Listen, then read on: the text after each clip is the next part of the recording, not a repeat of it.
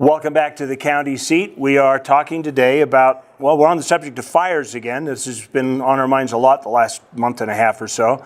But now we're out looking at Dollar Ridge Fire. And for a conversation, we are wanting to talk about not the fire itself, which is at this point all but out and all but contained, but about the aftermath of the fire, which in this case has already started the flooding. Joining us for the conversation, the District Ranger of the Ashley National Forest, Kristy Groves. Thank you for joining us, Kristy. And Ron Winterton, who is a Duchesne County Commissioner. And I appreciate your taking the time to join us today. Thanks for having us. And a little bit later in the show, we'll actually take you out and show you on the ground some of the direct impacts of the things that we are going to talk about in this discussion. I want to talk a little bit about when people live in this interface with nature, the fact that there are inherent hazards with doing it. What is the best defense if you're going to build in the woods? Because a lot of the times your insurance that you can get is very limited. What would be the answer? So I guess if you want to build in the woods, the best defense with the way that forest fires are going these days is to create a buffer around your house. And we recommend 50 feet of no trees near your house, and having a metal roof actually helps you with that structure as well, so that embers falling on your house don't catch your house on fire from the air. Wow. So metal roofs actually do make a big difference They that do. way? And With then wildfires. They create nice big snowbanks in the winter. No, Kristy's right. I mean, from a county standpoint, when we look at planning and zoning and they come and try to get a building permit, some of the requirements is the defensible space. We want it cut back enough that it gives the opportunity for the first responders to be able to get in there safely and to protect your structures. And so whether it's in town or just out in alfalfa field or something, we still want it cleared away so that we have a chance to help protect your house. If you look at the Dollar Fire, there was a lot of structures that were saved, and you look at those, and it was because the people had done what they were asked to do. Everybody wants to put their house right up against the trees. It's nice, cool, shady, but sometimes the reality, and this fire demonstrated more and more, that that's not the way to do it. So when did the fire break out? July 1st. July 1st. Okay, and so we basically are now, 96, 97% contained on the fire, so there's just very little bit left burning. My question is, when did phase 2 of the disaster hit? Because like in Garfield County, it was almost a year to the day after the fire that they got the next thing they were afraid of, the rain and the mudslides, and that happened much quicker up here. So we had the little mudslide first. Mm-hmm. That was just about a week into the fire, I believe. It was on a Sunday.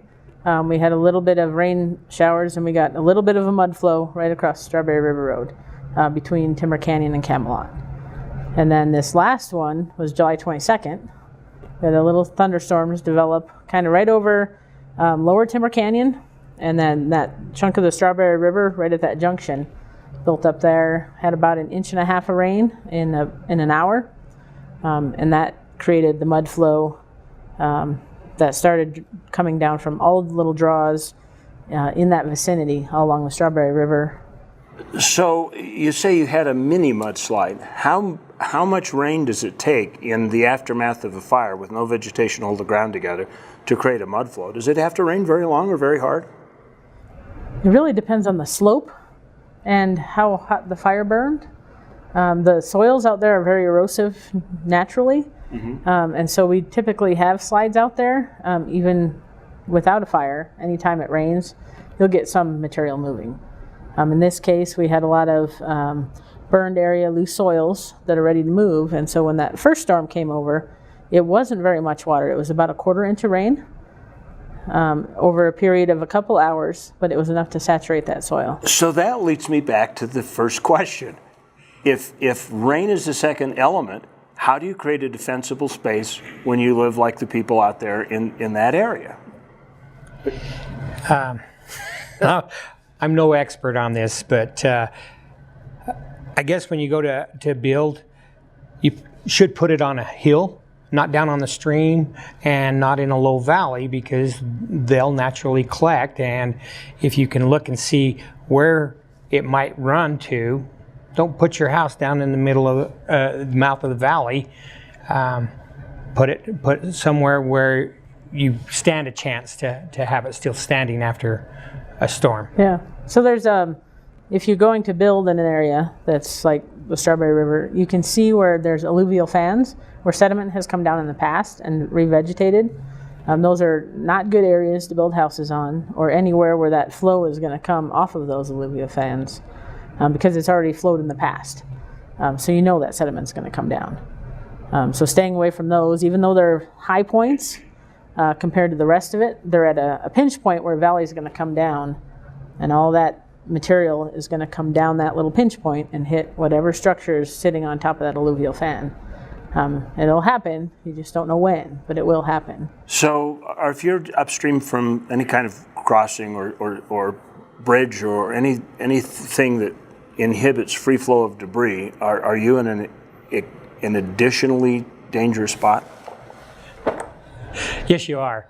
Because if you want to get out of there, you got to make sure that you've got a clear path to get out. And if there's debris going down a river, it can get stuck under the bridge. Boulders will get moving. And we saw up there today that there was large boulders that were moved. And the force of the water just changes everything. And so if you have no escape route, you need to make sure that you're in safe ground somewhere else that you can wait it out. And then hopefully there'll be somebody that'll come along and help you. Yeah, so this road that is out there in the Strawberry Pinnacles, the River Road, actually crosses a line of two counties. So it's yes. Duchesne County and Wasatch County. Both of you have said, we are going to close the roads, and that road closure affects residents, some of them who are recalcitrant about coming out, and a few of them who live year-round. Yeah. So what's the difference between your road closure order and Wasatch County's? Well, since the road originates in our county, we try to consult with them, but we have a soft closure, which there are residents that know the risk right there close. They still have two bridges to cross to get out. As you work your way up the river, you got two more bridges that you need to be aware of that could change, the river could change channels, which that happened, and there's no way to get out of there. Yeah, one of them's not even really a bridge anymore, apparently. No, it's a landmark. And this flood happened a week ago Sunday. We've had our crews in there trying to construct a road. Just build a road that you can get in and out. Now that affects Wasatch County residents, those that have cabins back in that area. This is the only way in. And so trying to be sensitive to their needs, but once a person drives up in there, they can see our concern. We're charged for their safety. Mm-hmm. And if we can't provide safety for them to come and go, then we don't want that liability, and it wouldn't be safe for anybody to be in there. Would it be safe for your crews to be there? Not if there's clouds in the sky, because as proven here, the rain came. We wanted the rain for the fire, but it didn't hit in the right spots. And so some of the firefighters were trapped up there. They had called and said they had a mudslide. Could we help them? And so the crews were headed up there, not knowing that we had this bigger event on its way. And so for us, that was one of the things that was most remarkable, is that we had enough help on its way that we were able to get those people out, evacuate them, and then the crews that were behind the lines, they had to wait until we could get to them. So they were they may as well stay and fight the fire because they can't get out anyway, is that? Yeah, well, we had told our firefighters early on that anytime it rains, they need to pull out of the low areas, and we have, because of our roads, the condition that they're in up there, and the erosive sediment, the roads get fairly dangerous to drive in the rain anyways. So we pull them all off. Anytime the storms came, we pulled them off that area. 'Cause we know how So erosive obviously, it is. those guys that are out there are aware of the risk that maybe the residents aren't aware of. Yeah. That you've got to get away from those floodplain areas quickly. And what I was amazed at every morning at the briefing, they talked about the weather and here's the conditions and be aware of this. And so they're very safety conscientious, where the general public, it's all right, we've been in here 100 times, we're okay. I do want to change tacks here for a minute and just talk a little bit about the about 404 permitting, because for the residents up there, this has become a big deal. You were able, as a county, to respond for a period of 48 hours. That's the golden number to get in and clear debris and take emergency mitigation work without having to go through a permitting process with the Army Corps of Engineers. So what is the rationale of the 48-hour exemption, and what happens if you can't get things cleared in that 48 hours? Well, the 48 hours is for us to get in and protect any infrastructures there, whether it's the road that's getting eroded or a bridge that's been something lodged under it and that. We don't want that to go downstream, and so to get in there and to remove the debris or armor the road to protect it, that's what we as a government agency look at, is that we have 48 hours to do that kind of mitigation on that. And then after that time, we still have, after the 48 hours, we still have to put in for a permit, but we tell them what we've done up to this point. And then from that point forward, you have to go through the planning process, you have to get engineering, you have to go through this whole permit process, which can take how long? It depends on the impact, whether it's a large area or a small area.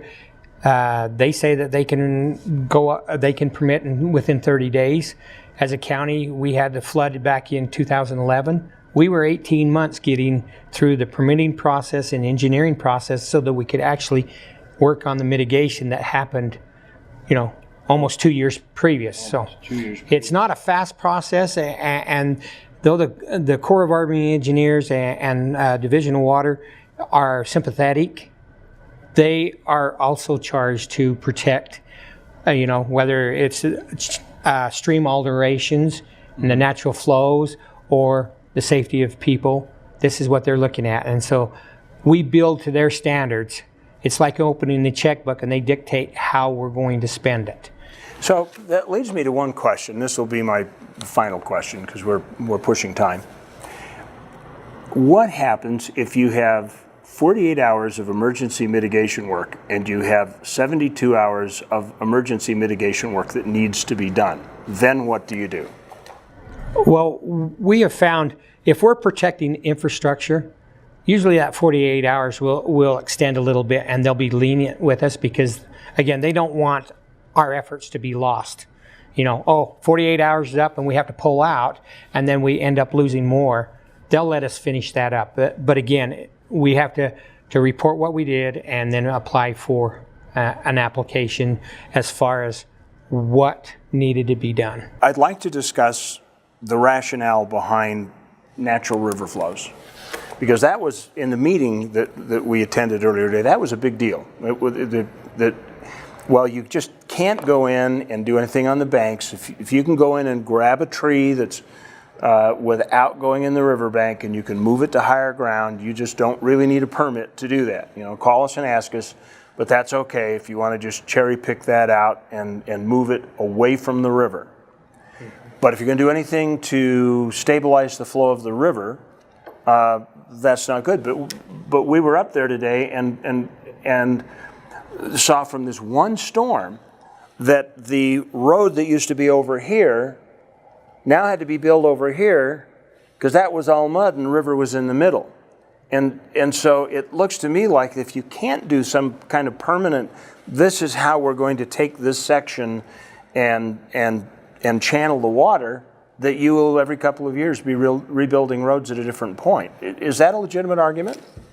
It is. I don't know if you want to talk first. Yeah, so in my prior life, before I was a district ranger, I spent 10 years as a fish biologist with the Forest Service. So we did a lot of work in river channels, some post-fire, some not. But having a natural channel, the way that the natural channels work, is designed to dissipate the energy of the water. And so if you have the nice meanders in a meandering system, that dissipates the energy, and the floodplain actually allows for that energy to be spread out over the floodplain. When you develop in it, you put a road right next to it, or you put houses next to it, it loses that ability. And so you have more and more energy building up and more flood potential. So the straighter you make the channel, the more confined you make it, the more energy it's going to carry and the more damage it's going to do when it hits something. So a natural channel, a natural meandering channel, not only provides better fish habitat, but it provides for that opportunity to dissipate that energy from the water and potential floods. So the more room it has to move, the better off that you are. So is this a philosophical thing of saying that who's the intruder here? Because the people that build a house think the river's the intruder, and the river, who wants to dissipate and meander and dissipate all that energy, looks at the people as the intruder. Which one carries the day? That's a golden question you guys might disagree on, but I'm going to put it right out there. No, that's a good point. I mean, up there in the canyon, it's gone from the south bank to being a northern river, and so it did change the looks of that. And as a county, where do we put the road now that it won't be impacted, or have the least impacts, and still preserve the fishery that we had up there?